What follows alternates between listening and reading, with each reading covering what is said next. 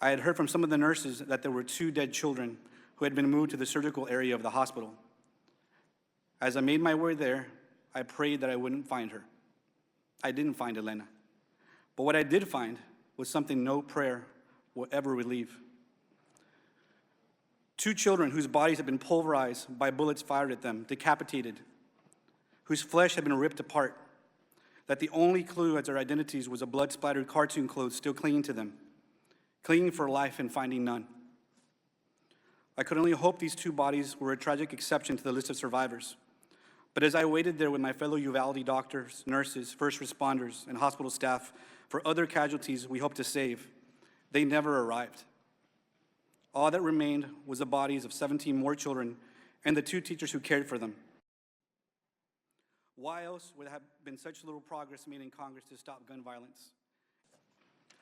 The thing I can't figure out is whether our politicians are failing us out of stubbornness, passivity, or both. I said before that as grown-ups, we have a convenient habit of remembering the good and forgetting the bad. Never more so than when it comes to our guns. Once the blood is rinsed away from the bodies of our loved ones and scrubbed off the floors of the schools and supermarkets and churches, the carnage from each scene is erased from our collective conscience, and we return again to nostalgia, to the rose-tinted view of our Second Amendment as a perfect instrument of American life, no matter how many lives are lost.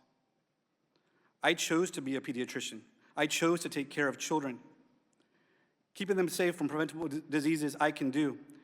Keeping them safe from bacteria and brittle bones, I can do. But making sure our children are safe from guns, that's the job of our politicians and leaders. In this case, you are the doctors, and our country is the patient. We are lying on the operating table, riddled with bullets like the children of Robb Elementary and so many other schools. We are bleeding out, and you are not there. My oath as a doctor means that I signed up to save lives. I do my job. And I guess it turns out that I am here to plead, to beg, to please, please do yours.